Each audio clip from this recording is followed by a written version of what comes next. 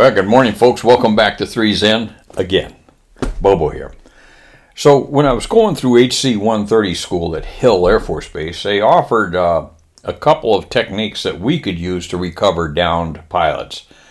That in the event we didn't have helicopter support. And a couple of them were rather novel, and one of them was kind of insane, but just the same. The first one, you may have seen at 130 in earlier years with these yokes on the front of them. Just huge yokes that came out like so off the nose. And what we would have to do is drop a Fulton Recovery bundle to the downed airman, whoever it was. And he'd put this suit on, if you will, and it had a harness on it and had a balloon attached to it, a self-inflating balloon. That balloon would go up to about 1,500 feet. So once he got all strapped in this thing, he looked like the Pillsbury Doughboy. And you can find examples of this on YouTube. Look for the Fulton Recovery system. So anyway, he'd strap this thing in, and then he'd inflate the balloon. We'd pick it up, and then we'd fly in very relatively slow, maybe 105, 110 knots, something like that. We come in and with these yokes extended. The idea was to snag that thing right like that.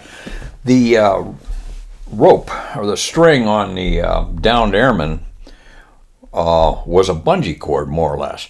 So when we hit that thing, it didn't just jerk them up like that. It had that bungee effect in there, so it pulled them up in a parabola, which made the ride reasonably tolerable. And then he would come up behind the aircraft, and the loadmaster would go back with a shepherd's crook. Reach down, grab the bungee cord, pull it up, and then they'd attach that to a winch and winch them in. That was an interesting discussion in and of itself.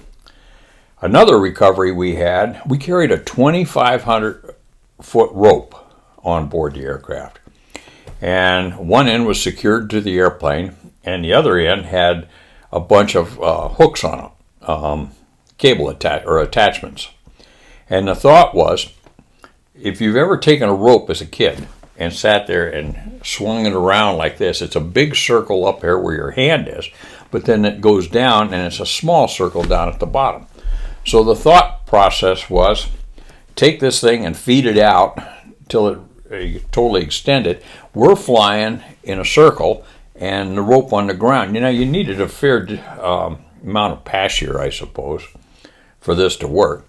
And so the rope on the ground would be a relatively small circle, and it would be easily manageable for the downed airman if he could run over, grab the rope, clip it onto his harness, and then give us a go signal. And once they did, we just shallow it out and slowly bring them up that way.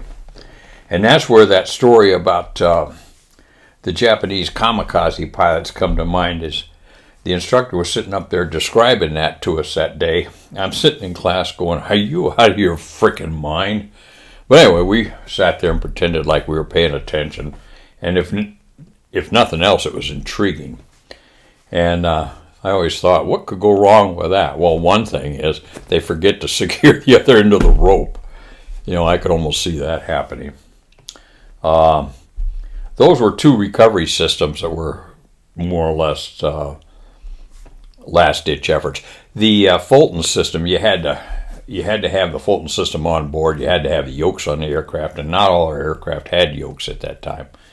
And, you know, go through a whole mess of other things. So while we, in theory, could use it, we really didn't.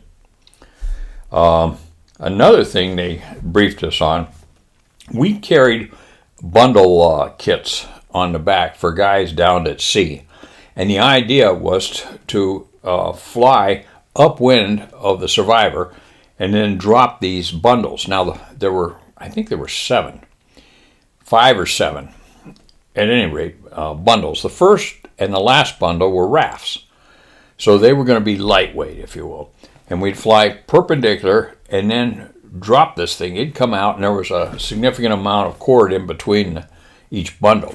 Well, when it landed then, the idea was to allow the wind to form a horseshoe around the survivor. And then he could work his way over into a raft and pull all the goodies from the other bundles into it. Again, that worked good in theory.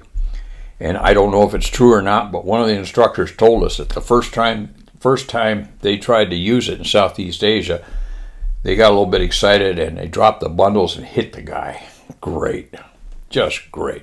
Anyway, don't know if that's true or not, but that's what we were told. Another thing interesting and unique to our mission, when we were flying in hostile areas, we would lower the ramp, and then we put the loadmaster back there with a flare gun. Now this flare gun is the same flare gun they used on B-17s in World War II to alert ground crews upon recovery that they had wounded aboard. It's a 40 millimeter flare that goes in that flare gun. And they would stand, the loadmaster and another guy would stand back there with these flare guns, and what they'd do is if they saw a surface-to-air missile coming up at us, they'd shoot a flare in hopes the missile would go after the flare instead of the airplane. I always thought it just gave them something to do before we got hit. But at any rate, I guess it was better than nothing, and so be it. But just before I got to the 56 Aerospace Rescue and Recovery Squadron there at Korat in 1973, a couple months prior, they had a guy in the back of a 130, a loadmaster, and he decided he was going to practice his quick draw with his 40 millimeter. Give me a break. You know, I've watched a lot of Westerns, and not once did I see gunfight at the OK Corral with 40 millimeter flare guns. But anyway, the problem with this one was we carried an 11,000 pound fuel tank in the belly of the aircraft. And so when this guy was practicing his quick draw, he inadvertently fired off a flare. Well, that damn flare hit the deck of the cargo compartment, rolled up underneath the fuel tank, and landed on an intercom cord. Well, that shorted out the whole intercom cord. I mean, it was screaming. This flare's burning. The crew's going nuts. The ones down in the cargo. The guys up front were calm. They didn't know what the hell was going on until the intercom started screaming at them. At any rate, I'm not sure exactly how they got the flare out or how they got it removed, but they did. And thank goodness, because that could have been been very catastrophic. A catastrophe is what I was trying to think of. Anyway, they got it taken care of. The as you might imagine, the loadmaster that fired that thing off got an audience with the commander and a few other folks. I imagine he had something written in his records to go along with that. The AC, I think, was Ren Kroll, and Ren was just a great guy.